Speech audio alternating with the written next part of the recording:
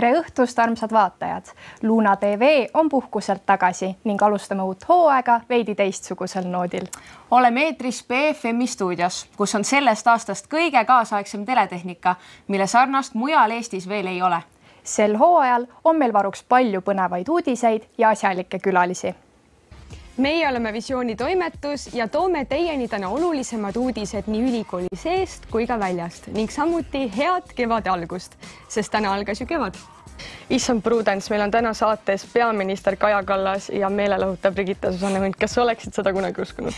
Ei oleks, aga on tunda, et oleme südamega asja juures olnud ja mina igatahes olen väga elevil. Aeg on lennanud ja nüüd viskame pilgu peale, mida põnevat meile tänane saade siis toob. Täna saates eksklusiivne ülevaade peaminister Kaja Kallase tööpäevast ning selle telgitagustest. Stuudiosse tuleb juuratudeng Brigitte Susanne Hunt, kes räägib oma õpingutest ning segab ka paar jooki kokku.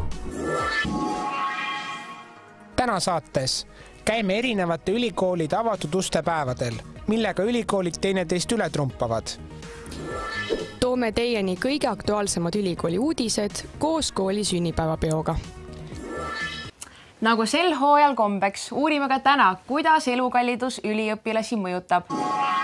Elukallidus on teema, mis ei jäta kedagi külmaks. See määrab meie igapäevaseid valikuid. Esimesi uudiseid tudengite fiktiivabieludest hakkas Eesti meedia kajastama 2021. aastal. Sellest on kujunenud justkui avalik saladus. Tere tulemast! Tere! Tere õhtust! Alustuseks küsiksingi, et mis üldse on sotsiaalmeedia personaalbränd ja milleks on see tänapäeval oluline?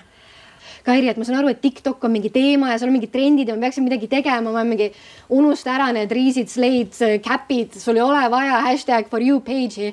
Sa pead aru saama, mida inimesed tahavad. Aga ma arvan, et see ongi Eesti elu, et mis see poliitik siis teistmoodi on. Ja aeg! Ei olnud probleemi. No üks on kindlalt sees. Nii.